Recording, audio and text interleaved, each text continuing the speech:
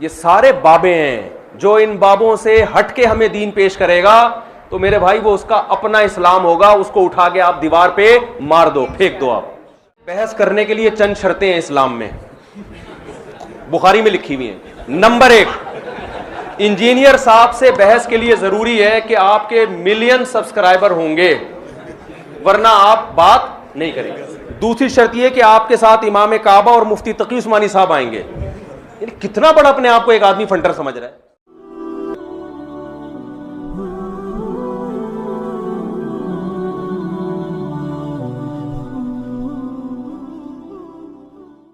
इस्लाम लावारिस और यतीम नहीं है कि आज 15वीं सदी में आपको कोई इंजीनियर बताएगा, कोई प्रोफेसर बताएगा। ये वही इस्लाम है जो महमूद गजनवी का इस्लाम था, जो टीपू सुल्तान का इस्लाम था, जिस पे मुगल बादशाहों ने सदियों हिंदुस्तान पे हुकूमत की है।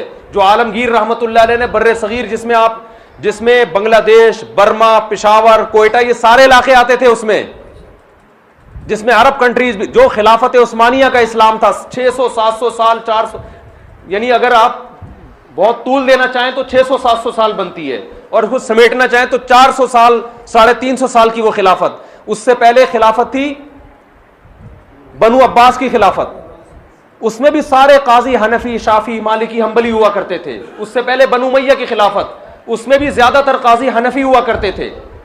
तो ये जो आज जिस इस्लाम की बात हो रही है भाई, ये ऐसा इस्लाम पेश कर रहे हैं कि आपको 1200-1300 साल का इस्लाम गलत लगने लगेगा। हम जिस तरह से नमाज पढ़ रहे हैं ना रफुल दैन के बगैर, मैं रफुल दैन वाली नमाज भी मानता हूं, लेकिन रफुल दैन के बगैर वाली नमाज भी मोहम्मद सल्लल्लाहु अलैहि वसल्लम से साबित है, सनद मुतवातिर के साथ। अब्दुल्ला इब्ने मसूद रजी अल्लाह तआला अन्हु बगैर रफुल दैन के नमाज पढ़ते थे, तिरमिजी की बिल्कुल सही हदीस है। उन्होंने नबी को ऐसे पढ़ते हुए देखा। अब्दुल्ला बिन मसूद के शागिर्द अलकमा और असवद रफुल दैन के बगैर पढ़ते, उनके शागिर्द इब्राहिम नखई, उनके शागिर्द हम्माद अल कूफी जो बुखारी और मुस्लिम के रावियों में से हैं, उनके शागिर्द इमाम हनीफा, और फिर पूरा कूफा जहां हजरत अली ने दारुल खिलाफा बनाया, फिर कूफा मुसलमानों का दारुल खिलाफा बना, वहां से मुजाहिदीन पूरी दुनिया में जिहाद करने गए। हजरत उस्मान के दौर में जब अब्दुल्ला बिन मसूद कूफा में थे तो हजरत उस्मान के दौर में बर्रे सगीर में इस्लाम आया, फिर वो फैलता चला गया, काबुल फतह हुआ, पेशावर में इस्लाम आया। तो वो जो मुजाहिदीन आए थे सिर्फ तलवारें और बम लेके नहीं आए थे, वो नमाजें लेके भी आए थे। जो नमाजें वो पेशावर में लेकर आए, 1000 साल से ज्यादा उसी तरह से नमाज भी पढ़ी जा रही है, उसी तरह से 20 रकअत तरावी भी पढ़ी जा रही है। औरतों की नमाज सिमट के आई थी, वो उसी तरह से सिमट के। ये हदीस की किताबें तो बहुत बाद में लिखी गई हैं, पेशावर में इस्लाम हदीस की किताबों से पहले आया है। तुम कौन से इस्लाम की बात कर रहे हो? सदियों से वो घास खा रहे थे वो सारे लोग बैठ के। तो जो आपको आपके असलाफ से हटा रहा है और ये कह के कि मैं बाबों को नहीं मानता, इसका मतलब वो नया बाबा बनके नए बाबीपन की बुनियाद रख रहा है। वो कह रहा है सारे बाबों से हटा के सबको किसका मुरीद बनाओ, सब मुझे बाबा समझे, बाकी सारी कौम बाबा लेस हो जाए। वो तो बाबों की दो किस्में, एक गुमराह बाबे और एक हकपरस बाबे। बाबों के बगैर आपको इस्लाम समझ में नहीं आ सकता। ये जिन हदीस की किताबों के आप हवाले दे रहे हो, ये भी बाबों नहीं लिखी हैं, और बाबों के बगैर इस्लाम में तसव्वुर नहीं है। इसकी मैं दलील कुरान से दूंगा। कुरान क्या कहता है कि अल्लाह ने उम्मीयीन में एक पैगंबर को भेजा, युअल्लिमुहुमुल किताब वल हिकमा, ये पैगंबर सहाबा को किताब सिखाएंगे और हिकमत की बातें यानी हदीस क्या करेंगे, बताएंगे नहीं, बल्कि बोलते क्यों नहीं, तालीम कहते हैं, बताने को नहीं कहते, सिखाने को कहते हैं। नबी ने कुरान पेश नहीं किया, यारिज़ु अलैहिमुल किताब वल हिकमा होता फिर कुरान कि ये नबी इनके सामने कुरान और हदीस पेश कर देंगे, ना ना ना ना, बल्कि क्या करेंगे, बोलते क्यों नहीं भाई, सिखाएंगे। हालांकि सहाबा की जबान अरबी, उनको कुरान अख्पल तरीके से खुद से समझ में नहीं आ सकता था, ना हदीस, बल्कि कुरान ने कहा ये किससे सीखेंगे, नबी से। अब आप बताओ, सहाबा नबी के बगैर कुरान नहीं सीख सकते, तो क्या ताबीईन सहाबा के बगैर, यानी जिसने नबी से सीखा हो उसके बगैर सीख सकते थे? तो ताबीईन के बाबे कौन थे? सहाबा। ताबीईन में बड़ा मकाम उनका होता है जिनका ताल्लुक बड़े सहाबा से था। हालांकि कुरान तो सब जानते थे, अरबी थी उनकी जबान भाई, हदीस तो सब जानते थे। लेकिन ताबीईन में जब आप अस्माउर रिजाल की किताबों में बहस करते हो किस ताबीई का मकाम बड़ा है, तो जिसका बड़े सहाबी से ताल्लुक उसका मकाम बड़ा, और जिसने बड़े सहाबी के साथ ज्यादा वक्त गुजारा उसका मकाम और ज्यादा बड़ा। तो ताबीईन ने सहाबा को बाबा बनाया है। अलकमा और असवद ने अब्दुल्ला बिन मसूद को बाबा बनाया, इकरिमा ने हजरत अब्बास को अब्दुल्ला बिन अब्बास को बाबा बनाया है, नाफे और सालिम ने अब्दुल्ला बिन उमर को बाबा बनाया है।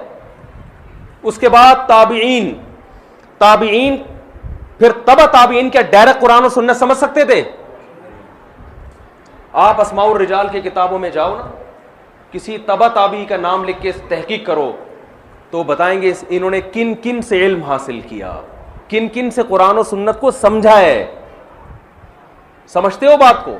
आप जाहिल बाबों की मिसालें पेश करके लोगों को बाबा लेस अगर बना रहे हो, इसका मतलब आप लोगों को कुरान और सुन्नत खिलवाड़ बना रहे हो। कुरान जिसके जो समझ में आए वो कुरान और सुन्नत की तशरीह शुरू कर दे। आगे फिर तबा ताबीन है, फिर उनका सिलसिला।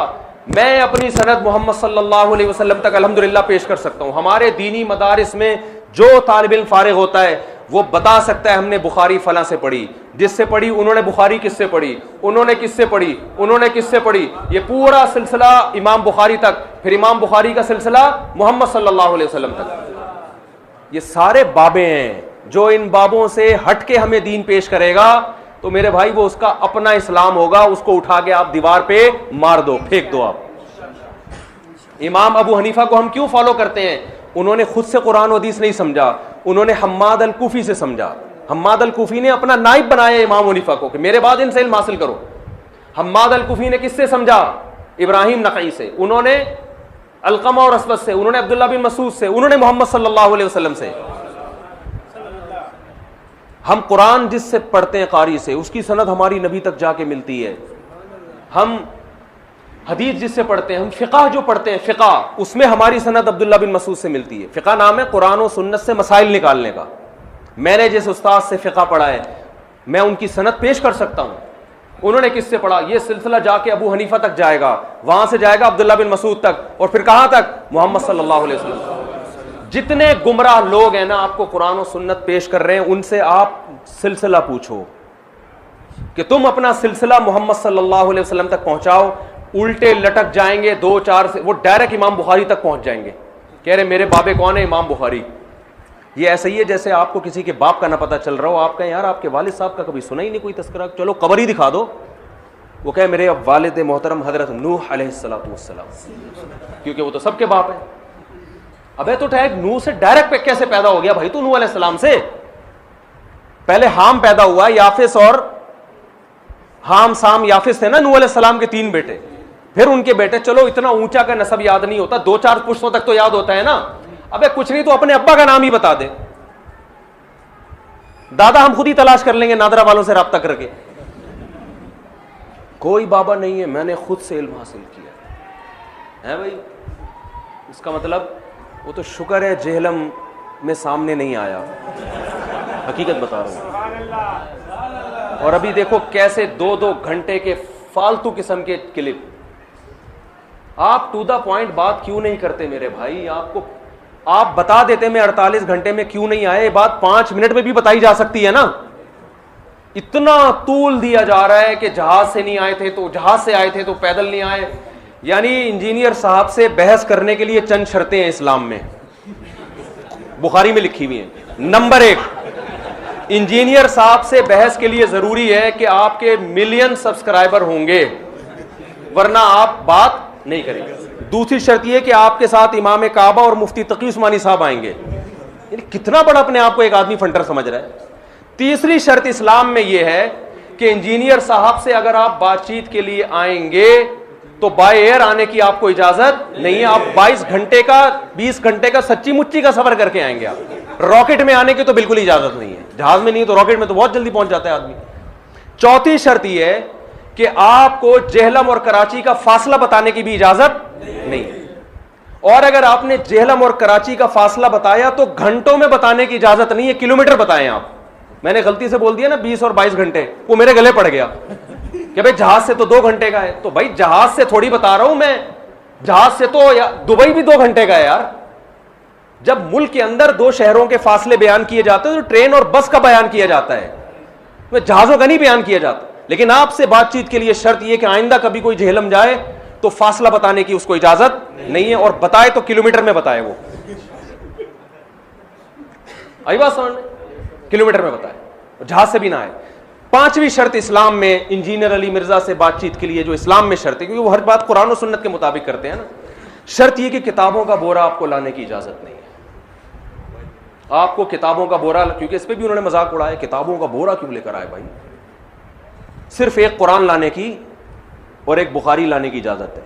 ये भी ऐसी ऐसी शर्तें जो आज तक इस कायनात में किसी ने नहीं। 6ठी शर्त यह है कि आप अकेले आएंगे या मुफ्ती तकी साहब इमाम हरम आएंगे, 5 आदमी आपको लाने की इजाजत नहीं है। यानी मैं इतनी किताबों का बोरा खुद ही अपने कंधे पे उठा के लेके जाऊंगा, और मुझे अगर हवाला तलाश करना हुआ, हमने तो काम डिवाइड किए हुए थे ना भाई। एक रजिस्टर था, उसमें इंजीनियर के क्लिप के हवाले थे, वो मैंने अपने भांजे को, बेचारा 18 साल का लड़का है वो, उसके पकड़ाया हुआ था यार, जो जो क्लिप मांगता जाऊं मुझे निकाल के देते रहना। इस ताउन की भी इंजीनियर साहब की तरफ से हमें इजाजत नहीं है कि हम किसी से ये ताउन, वो लैपटॉप भी मैं अपने पास रखूं है भाई, और जनाब अल्लाह भला करे आपका, सारी किताबें भी मैं अपनी जेब में डालूं। और अगर मैं वहां किसी से तलब करता हूं यार, ये मैंने एक मौलाना साहब भी थे, बहुत मेरे शागिर्द हैं, वो बेचारा भी फारिग हुआ है जामिअतुर रशीद से दौरे से, उसको मैंने हवालों के लिए कि मैं जिस हदीस का हवाला मांगू फौरन किताब निकाल के, क्योंकि आलिम काम ज्यादा अच्छा करता है। ये ताउन की भी इंजीनियर से बातचीत के लिए आपको इजाजत नहीं। हवाले भी मैं वहां बैठ के खुद ही निकाल रहा हूँ, बैठ बैठ के क्लिप भी उसके खुद ही निकाल, सारे काम मैं खुद ही करूंगा। तो ये 1.5 घंटे में थोड़ी होगा, फिर ये 3 घंटे में थोड़ी होगा, इसके लिए तो 15 घंटे चाहिए। और चलो अगर ये शर्त आपकी तरफ से थी कि 5 आदमियों को बिठाने की इजाजत मेरे अलावा, यानी या 6 आदमियों को बिठाने की इजाजत नहीं है, तो ये शर्त में भी इंजीनियर की तरफ से ये शर्त है कि 48 घंटों के अंदर आप ये अनाउंस नहीं कर सकते कि मुफ्ती साहब मैं आपसे इस शर्त पे बातचीत करने के लिए आमादा हूं कि कैमरामैन के अलावा किसी और को बैठने की इजाजत नहीं। आप ये 48 घंटे में अनाउंस कर देते ना मेरे भाई, आप 48 घंटे में कह देते कि मुफ्ती साहब ने ये जो कहा है ना कि 6 आदमी आएंगे, ये मुझे बिल्कुल भी पसंद नहीं, मुझे बिल्कुल भी पसंद। वो एक आदमी ने कहीं रिश्ते का पैगाम भेजा ना, तो लड़की वालों ने लड़के को बुलाया, उनको लड़का बिल्कुल पसंद नहीं आया, इनकार कर दिया, लड़का चला गया, चलो भाई हमारी किस्मत। उसके बाद लड़की के अब्बा ने लड़के को फ़ोन किया, बेटा आप घर पहुंच गए? जी पहुंच गया। बेटा मैं एक बात आपसे कहना चाहता था कि आप मुझे बिल्कुल पसंद नहीं आए। लड़के ने कहा ठीक है अंकल कोई बात नहीं।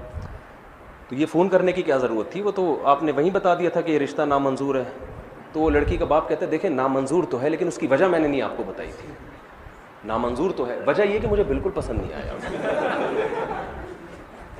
उसने कहा अंकल चले कोई बात नहीं।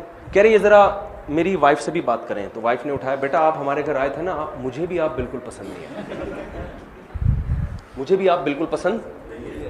पूरे खानदान से उसकी बात कराई, वो बेचारा गालियां देने पर आ गया यार, भाई नहीं पसंद आया तो फोन बंद करो यार। तो इंजीनियर साहब को अगर ये बिल्कुल भी पसंद नहीं था कि मेरे साथ कैमरामैन के अलावा कोई और आदमी आए, तो अबे भाई मैंने 48 घंटे का आपको टाइम दिया था, आप 48 आवर्स में इतना सा क्लिप रिकॉर्ड करवा देते कि मुफ्ती साहब मुझे ये बिल्कुल पसंद नहीं है कि किताबें उठाने के लिए भी कोई आपके साथ। तो आपको क्या जा रहा था भाई? 48 आवर्स का तो हमने ये टाइम थोड़ी दिया था कि आप बात करें, रिप्लाई करें पॉजिटिव कि आप आमादा हैं।